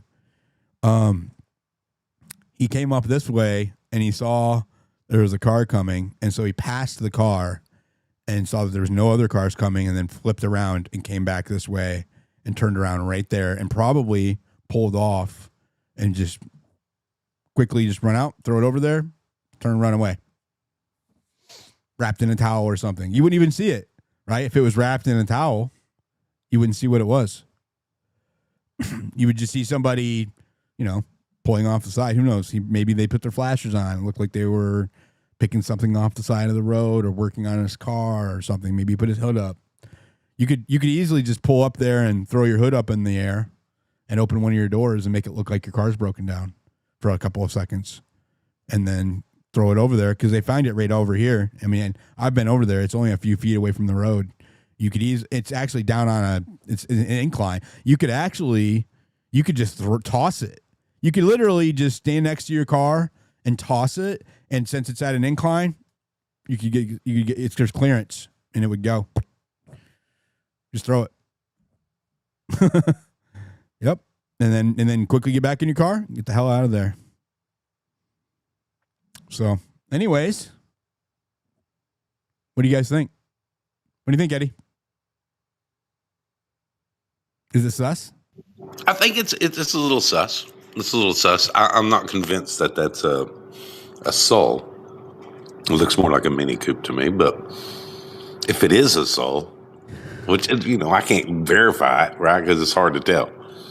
If it is a soul, well, let's do a comparison. Actually, I just happen to have a web browser, and I already did that. You already did that. Yeah. You already did that. Let's see.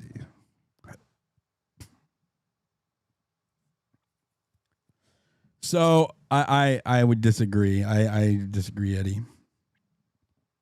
Hold on. Shit.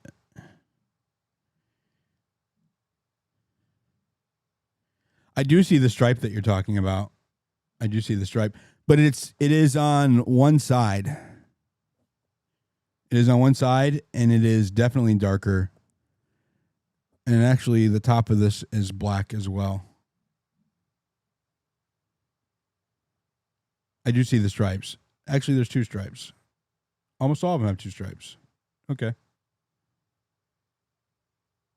Yeah, there's two stripes on these vehicles.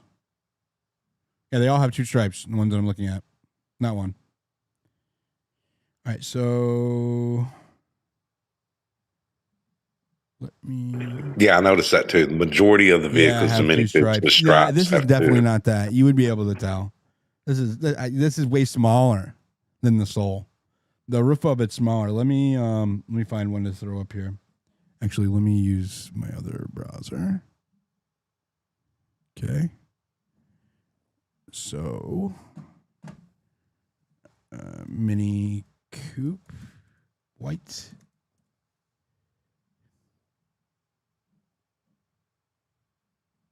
And let me see if I can find like an aerial view. We'll try to get the same angle as close as we can. No. Okay. This is no. I'm trying to be as close to what we see as possible just to be objective so I'm not like biased. And that way we can get a good comparison. Okay, this is no, it's not good. Let me see. God, almost all of them do have two stripes. Yeah, almost all of them do have two stripes. I don't even see any with one stripe. I'm seeing either they have no stripes or two stripes. Oh, where's one with one stripe, a red stripe, but it's on the side. It's not in the center. That's on the center. Yeah, I noticed that as well. Yep. Yeah, I don't think that's a Mini Coupe, bro, with a stripe. I think that's a Kia Soul with no stripe. That's what I think. And the back of them are different too. It looks like this is a smaller vehicle. I think these are smaller than what we're seeing there. That looks too big to be a Mini Coupe. And I'll show you why here in a second, because you can see the scale. Mini electric coupe. We don't want that. That's not fair. We won't do that to you. We won't do that to you. That's not fair. Electric vehicles. I know that we got some Democrats listening. Some. Yeah, you guys will learn. You guys will learn. Okay. We're not gonna change the subject. Okay. We're not gonna change the subject. Let me blow this up. Okay. There we go. There is the Mini Coupe. Okay. That is what Eddie thinks it is. Let me get them both over here. And let me zoom this in. Hold on.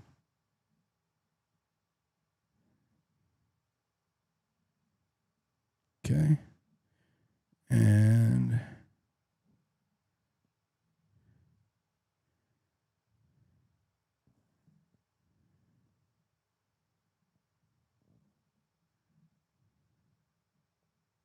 so Eddie thinks that's what it is. I think it looks too boxy on the back to be the Mini Coupe. These Mini Coupes are round, right? They're more angular. Yeah, I agree. It's not a Mini. That's got a vertical. It's too boxy and vertical to be a Mini Coupe. I'm almost certain that's a Kia Soul. Kia Soul. That would be the only other option. Yeah. In my mind. Yeah, I agree. Okay. Well, our skeptic is on board that it is a Kia Soul. So we have a Kia Soul turning around in front of the drop location for the alleged murder weapon of Charlie Kirk a couple of hours before he is assassinated. And we have a Kia Soul matching the same color and description as the one in front of the weapon drop location. It parked in front of Lance Twiggs' home just a month later. So do with that as you will, but that's where we're at. And in the parking lot, in the photo, we were seeing a silver, like a Ford Explorer, which we saw the same silver Explorers on the lot of the police, UVU police. That's true. But those are really those are very general vehicles, right? Like they're pretty common. Yeah, they're pretty common. But the Kia Soul, that color, that's more rare, right? Like that's a distinct vehicle. Those stick out, right? Those are so boxy that they stick out compared to like your normal cars. They're like the Volkswagens of today, like the Beetlebugs, Slug Bug Black, right? I don't mean that racially. Don't cancel me. But I'm just saying, right? How you did Slug Bug back in the day. Same thing with the Kia Soul. It is like the new Slug Bug. So it's the new Volkswagen to me, the Beetle. But yeah, it's the boxy Beetle. And we have one here at UVU the morning of the assassination, right in front of where the murder weapon was found. And we have one in front of Lance Twiggs that fits this exact description. 100%. So, that's what I have for you guys today. I hope that you enjoyed it. If you want to support what I'm doing, turn all notifications on for X, share my investigative journalism content, bookmark, comment, all that, engage with it. Over on YouTube, share my channel around. I'm trying to grow the reach of this beyond X because I am getting throttled ever since I left Penguich. And then like that, it likes the comments, all of that stuff, and share that around. And if you want to support what I'm doing, because I'm going boots on the ground here really soon, back in Utah, and it's expensive. It's like $1,500, $2,000 to rent the car, and then it's like between $500 and $800 a week to lodge there or whatever, and then expenses. So I'm not trying to get rich, but I'm not made of money either. I'm poor. So if you want to help me in those ventures, there's a Buy Me a Coffee on my profile, or you can subscribe on my X profile, or you can get a membership on YouTube. If you want to support, go ahead. Before you go, one more question. You've got no updates on the Penguich piece of the investigation, really, right? Not right now. You spoke to anybody, or I'm not ready to. I'm not ready yet. I'm not ready yet. Not right now. No, I don't have anything. No updates right now. No updates. So now that Eddie, you said though, I'm curious. Let's go to Win 2 Gox real quick, and then I'll finish with Eddie. I appreciate it. And so I didn't even see what you guys were talking about until I looked into the comments on it. And then you can see the soul in the rearview mirror. And so when I was hearing you guys describe the shape of the car, I thought maybe for a second, maybe it would have been like a Jeep Renegade or something like that. But when I have it on video, you can see it up close. Yeah, ironically, like I used to have a Jeep Renegade, and my buddies would talk shit to me, saying I drove a Kia Soul. So I know exactly what they look like. And when I looked into that rearview mirror, the moment you see the front end of the vehicle, it's abundantly clear that's exactly what that is. However, the reason I wanted to chime in is I don't think that that's either here nor there. Like, I still think that this is a wild goose chase in regards to the fact of what he was killed with in the first place. Okay, that's fine, but I'm not having that debate right now. So you're good. I just wanted to put that in there. And again, like, whether it was a frangible bullet or not. I don't want to have that discussion right now. I'll stop. I appreciate you having me up, and I just want to chime in on that. Thanks, Diligent. Thank you. Yeah, just try to keep it on topic. All right. So we can have that debate on a later point in time. That's fine. I just don't want to have the whole broader debate. I'm actually wrapping up, and so I'm not opening that can of worms. Shit. Oh, Eddie.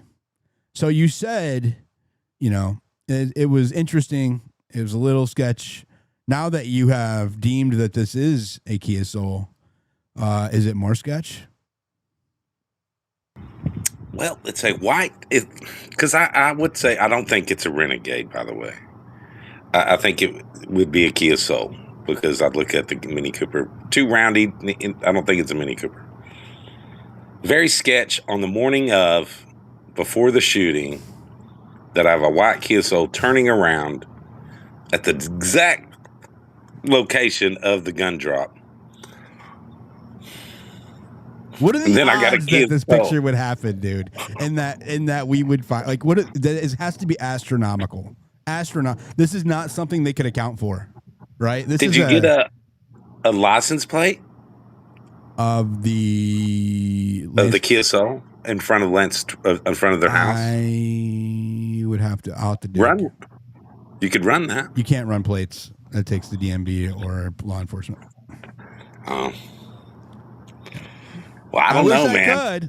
I can run a lot of stuff. That's not one of the things I can do. Yeah, I think it's very sketch. I don't know what it is, right? And I think it's a good go over. I wouldn't focus a lot of time on it because it could distract you from other things, but I don't know what you got. So I'm just kind of waiting and seeing what else y'all are going to release here. Because you're saying in the next 2 weeks things are going to move, so let's see what's happening. They're moving now, but it is definitely going to, it's definitely going to move up.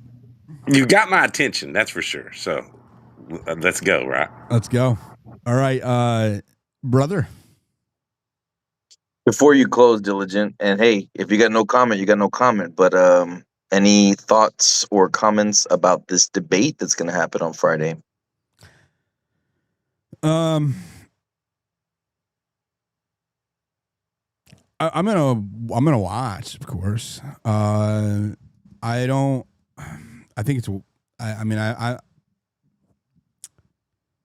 think that it is legitimizing somebody who is not legitimate, and that is I think it's a net negative. Strategically, I see why she's doing it, because in a lot of people's mind and in her mind, this is TPUSA's quote unquote champion, right? This is because she's a debater. This is what they used to do. Charlie Kirk and Candace Owens made their name debating kids in college, right? They were out on the trenches. And just, random people from the audience and debating them up on stage and live. You have to be quick on your feet to do that, right? It's like Spaces. If you're debating or you're doing live feeds and you are engaging with people from the public, like Spaces, like I'm doing now, we have people come up, we have debates. I can't anticipate how things are going to go. I can moderate it, but you're not prepared. And so you have to be quick on your feet. I have a lot of respect for her since this has all happened. I didn't really actually watch Candace before our investigations crossed paths after he was assassinated, but I have seen now, right? I went back and researched when they were saying she hated him and all this shit, or he hated her.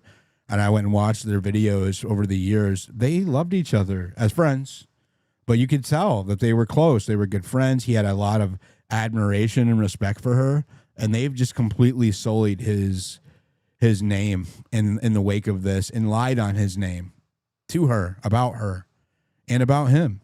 and it's evident in how they interacted. And she releases more text messages, etc. I think so. From that standpoint, she is fighting the monster that has risen in the wake of Charlie Kirk. This blasphemous thing. That's what it is to me. It's a blasphemy on the face of this country. A mockery of what it was, and a mockery of him. And she sees this as their avatar, right? Because she's been trying to get these people to do this with her for months. You remember? They wanted her to show up in person. They couldn't do it live. They couldn't do it there. They flew there and talked to her in private, but it was all off record. So they wouldn't do the debate like what we're talking about now. She's challenged them for months. And so finally, seems like we have a taker. And I think that he is inadequate and subpar. I realize that, but having watched his previous debates, I just think it's a mockery. But, the fact that all of the Fed sloppers are aligned with him and are cheering him on, and she's just going to demolish them. I think on top of all of the news that's coming out now and what's going to be coming out, it's going to be demoralizing for them. But these people don't have morals, right? They are not pursuing truth with conviction here. They're not trying to aim for truth. They are trying to convince people of something that is provably false or unsubstantiated as if it is truth. And so they don't have no qualms with being made fools of, because they've been doing that for 10 months. So I think it's unnecessary overall, but I understand why she's doing it, right? At the very least, it'll all kind of give us some gladiator popcorn time and make sure that we pay attention to what else is going on while that's happening. But yeah, I'm going to be watching and cheering on Candace. Having seen her debate posture and tactics and he relies on logical fallacies to try to bully and ad hominem attacks and smears attacks. We've seen these on the timeline, not just from him, but a lot of his comrades, right? And she doesn't engage with these. Charlie and her they excelled because they could argue on the merits. And they're really good at pointing out the hypocrisy and the fallacious tactics of their opponents. And that's exactly what we're going to see here. He's going to have all of these advantages over her home field, the moderator, his team, all of these stipulations, and she's going to wipe the floor with him. And that will be that, right? This is their one shot. And so they're getting one shot to take a jab at her, and they picked the wrong guy. They picked a very poor horse. I would have went with somebody else, somebody who can really debate on the merits, but they don't really have the brains of the operation like they used to when Charlie was here. I think they have a bunch of LARPing people, and so I have a slightly different take if I can share with you a few thoughts. Go ahead, and then we'll wrap it up. I actually debated Andrew Wilson here on X once. It was very cordial. He actually admitted that I made great points and we were on, different positions on something. I've watched a lot of his debates, especially because he does cover a lot of stuff from the Orthodox position. So he'll battle Protestants, he'll battle other people. The guy's very, very good at listening and catching inconsistencies, like you said, with what people say. I actually think it'll give credibility to Candace because there's no one at TPUSA that has at least his level of debating, I would say. That's why they hired him. They paid him so that he would go and, I guess, train some of their people to get better at debates. Allegedly. Yeah, maybe. I mean, I don't find the guy to be too much of a liar. He may hide some of his stuff. He definitely crosses lines with some of the stuff that he says, but there are a lot of debates that I've seen him go in where he just exposes things, and he's pretty good at it. I mean, I don't think you should take this guy lightly at all. I think Andrew's got a lot of good skills, but I think Candace has done a lot of research on this issue, and probably a lot more than he has. So she has that advantage, but he's studying for sure, because this is one of the biggest debates of his life. But this guy goes on Piers Morgan. This guy, he's a high profile guy. I don't think he's like completely beneath her. I mean, Candace, we saw take on Congress, which was very impressive. I remember when she used to debate, senators and members of Congress and stuff, which is what I think everybody loved about in the conservative movement when she would do that. But it's going to be interesting. I'm gonna look at this with just remove. I always encourage people. I put a couple posts just kind of taking it like, let's have some fun with this.